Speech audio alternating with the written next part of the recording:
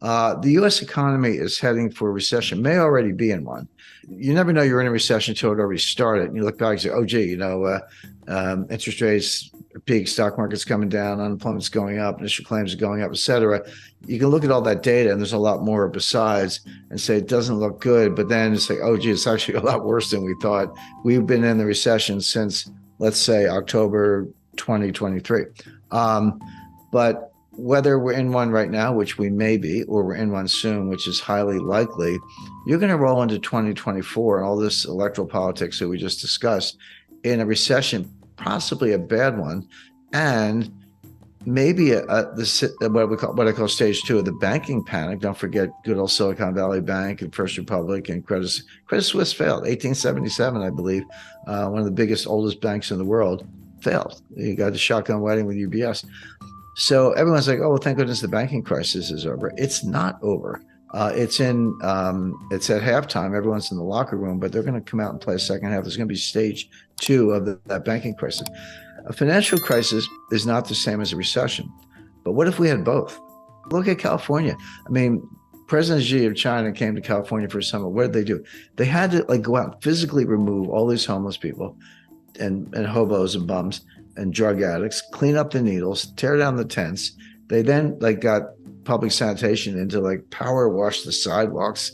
I don't want to tell you what was on the sidewalks, using chemical solvents, etc., and cleaned it up. Only a certain area, by the way, kind of around where the summit was. Then they put up a wall. All these people hate walls. Well, they put up a wall, a security perimeter around where the summit was, so these homeless people couldn't get in there. Well, that's how bad it was that they had to do that. Now that she's gone, they're going to take the wall down. It'll be back the way it was. It's an open sewer. So is that, and LA is not much better. They've mandated electric vehicles, which don't work. I mean, they physically go down the road, but they don't solve any environmental problems. There really aren't any with CO2. They're pushing these things nationwide, destroying their economy. So it's just the guy who won as president. So I would say if he wins, that's not my forecast, but if he does, get ready for the whole country to look like California, which is a pretty scary thought. Yeah, I think Trump had a lot of failures. He talks a good game, but he's from Queens, so he's kind of a blowhard. I mean, Trump said we're going to build a wall. Well, the wall is estimated about 1,800 miles from kind of Brownsville, Texas to San Diego. Pick your spots, but about 1,800 miles. Trump built 50 miles, 50, of new wall, and refurbished about 200 miles of existing wall where he made it better.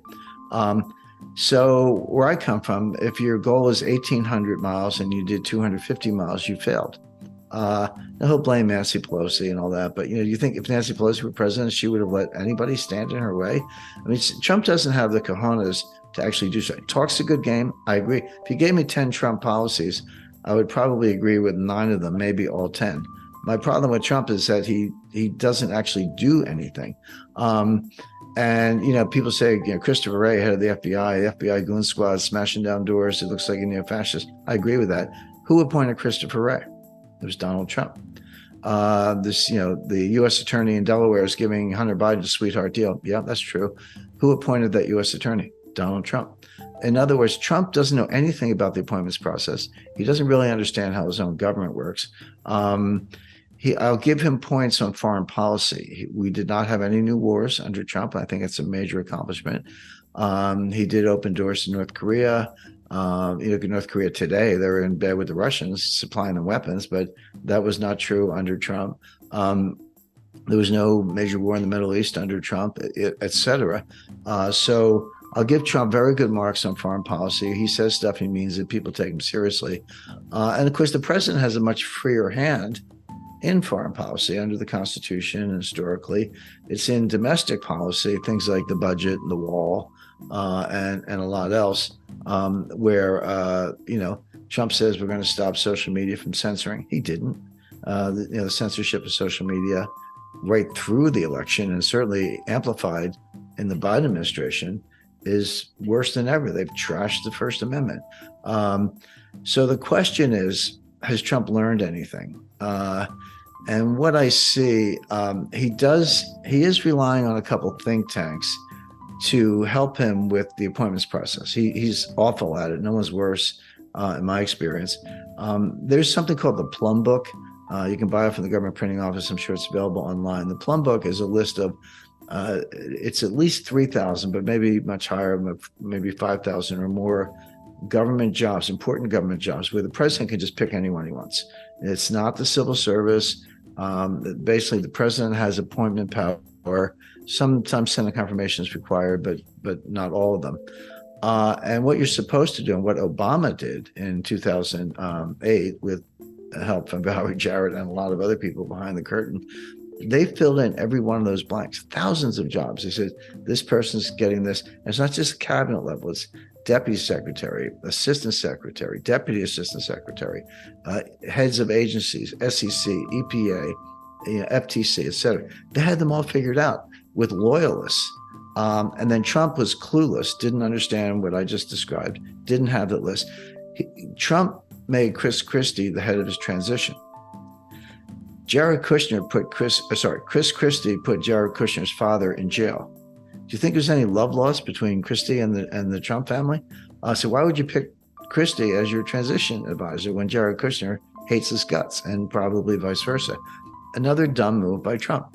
And nobody thought Trump was going to win. Chris Christie didn't think Trump was going to win, so he never did any transition work, because he said there's not going to be a transition because Hillary's going to win, which shows that he's an idiot. So this time, what that means is that all those 8,000 Obama appointees I described, they're still in place. A lot of them are still there today, even after 4 years of Trump, and certainly Biden didn't do anything to change it.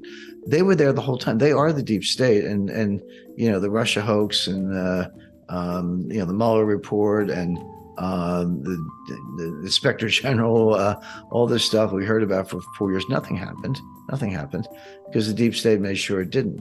So Trump's to blame for all that. Now the question is, will he do better this time? My information is he has a couple think tanks that are working on this. They're filling in all the blanks. Trump can't do it, but they are. And if Trump goes with that, they're going to put in real loyalists, not just competent bureaucrats, but kind of hard shell conservative Republican Trump loyalists, who then will try to clean out the swamp. Trump did not do it the first time, but he might do it the second time. So if he keeps up his A game in foreign policy, and he improves his appointments process in domestic policy, I would, I'm not running for anything, but I would fire the director of the FBI, but I would fire the deputy director, the assistant deputy. I would clean out the first 4 or 5 tiers.